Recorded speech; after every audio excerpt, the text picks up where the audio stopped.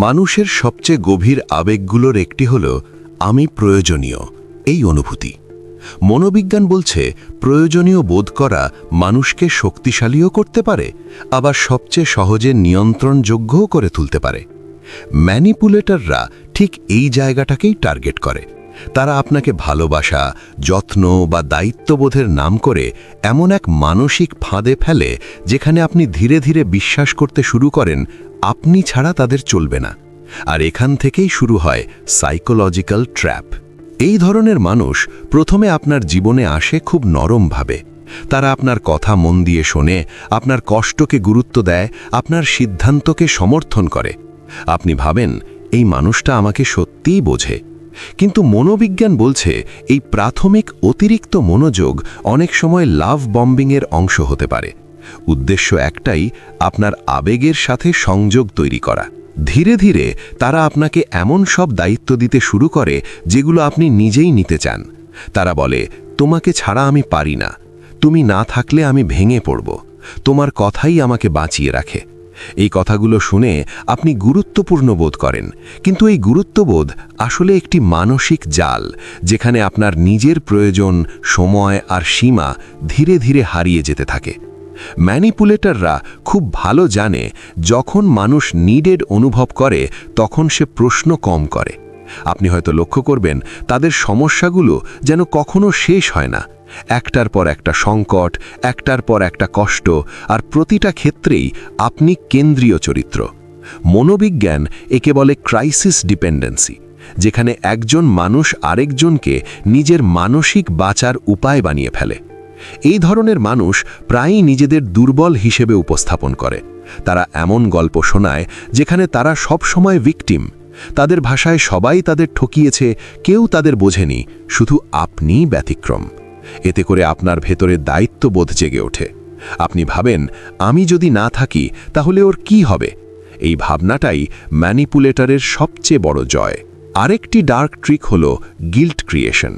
আপনি যদি কখনো দূরে থাকতে চান, সময় নিতে চান বা না বলতে চান, তারা সরাসরি বাধা দেবে না, বরং এমন কথা বলবে যাতে আপনার নিজের ওপরই অপরাধ বোধ হয়।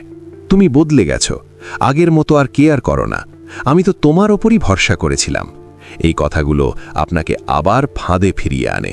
ম্যানিপুলেটর আপনাকে নিডেড অনুভব করানোর জন্য আপনার শক্তিকেও ব্যবহার করে। আপনি যদি সহানুভূতিশীল হন, তারা আপনার সহানুভূতিকে কাজে লাগাবে। আপনি যদি দায়িত্ববান হন, তারা আপনাকে দায়িত্বে চাপিয়ে দেবে। আপনি যদি সমস্যা সমাধান করতে ভালোবাসেন, তারা নিজের সমস্যা সমাধান না করে আপনার দিকে তাকিয়ে থাকবে। ধীরে ধীরে আপনি তাদের জীবনের ম্যানুয়াল কন্ট্রোল হয়ে যান। মনোবিজ্ঞানে একে বলা হয় রোল ফিক্সেশন। আপনি একটি নির্দিষ্ট ভূমিকার মধ্যে আটকে যান, যত্নদাতা, উদ্ধারকারী, সাপোর্ট সিস্টেম। আর এই ভূমিকা থেকে বেরোতে চাইলে মনে হয় আপনি স্বার্থপর হয়ে যাচ্ছেন। কিন্তু সত্যটা হলো, সুস্থ সম্পর্ক কখনো একজনের ওপর পুরো বোঝা চাপায় না। এই মানুষগুলো আপনার সীমা পরীক্ষা করে। প্রথমে ছোট অনুরোধ, তারপর একটু বড়, তারপর আরও বড়। আপনি যখন সব মেনে নেন, তখন তারা ধরে নেয় আপনার সীমা নেই। আপনি যত বেশি নিডেড অনুভব করেন, তত কম আপনি নিজের প্রয়োজন নিয়ে ভাবেন। এই সেলফ নেগলেক্টই ম্যানিপুলেশনের সবচেয়ে নীরব ফল। একটি গুরুত্বপূর্ণ লক্ষণ হল তারা আপনার স্বাধীনতাকে ধীরে ধীরে কমিয়ে দেয়। তারা সরাসরি বলবে না, ওদের সাথে যেও না, বরং বলবে, আমি আজ খুব খারাপ ফিল করছি। আপনি নিজেই সিদ্ধান্ত নেবেন, বাইরে যাবেন না। এভাবেই আপনার পৃথিবী ছোট হতে থাকে আর তাদের পৃথিবী বড়। মনোবিজ্ঞান বলে, সত্যিকারের প্রয়োজন আর তৈরি করা প্রয়োজনের মধ্যে পার্থক্য আছে। সুস্থ সম্পর্কে মানুষ একে অপরকে প্রয়োজন করে, কিন্তু নির্ভর হয়ে পড়ে না। ম্যানিপুলেটর এই পার্থক্যটা মুছে দেয়। তারা আপনাকে এমন অবস্থায় আনে যেখানে আপনি নিজের অস্তিত্বের মূল্য নির্ধারণ করেন, আপনি কতটা কাজে লাগছেন তার ওপর। এই ধরনের সম্পর্কে সবচেয়ে বিপজ্জনক বিষয় হল আপনি নিজের অনুভূতিকে অবিশ্বাস করতে শুরু করেন। আপনি ক্লান্ত, কিন্তু ভাবেন, ও তো আমার ওপর নির্ভর করছে।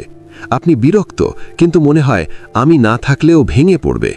এই দ্বন্দ্ব আপনাকে ভিতর থেকে নিঃশেষ করে দেয়। মনোবিজ্ঞান স্পষ্টভাবে বলে, যে মানুষ আপনাকে সত্যিই সম্মান করে, সে কখনো আপনাকে বন্দী করে না নিডেড অনুভূতির ভেতরে। সে আপনার সীমা মানে, আপনার বিশ্রামকে সম্মান করে, আপনার নিজের জীবনকে মূল্য দেয়। আর যে মানুষ আপনার প্রয়োজনীয়তাকে অস্ত্র বানায়, সে আসলে আপনাকে নয়, আপনার ভূমিকা ব্যবহার করে। নিজেকে রক্ষার প্রথম ধাপ হল নিজের প্রয়োজনকে গুরুত্ব দেওয়া। আপনি যদি কোনো সম্পর্কে সবসময় ক্লান্ত থাকেন, অপরাধ বোধে ভোগেন, নিজের জন্য সময় নেওয়া ভয় পান, তাহলে সেখানে নিডেড হওয়া নয়, সেখানে ব্যবহৃত হওয়া চলছে। মনে রাখবেন, আপনি প্রয়োজনীয়, কিন্তু আপনি কারো বাঁচার একমাত্র কারণ নন। আপনি সাহায্য করতে পারেন, কিন্তু নিজেকে হারিয়ে নয়। এই সীমারেখাটা বুঝতে পারলেই সাইকোলজিক্যাল ট্র্যাপ ভাঙা শুরু হয়।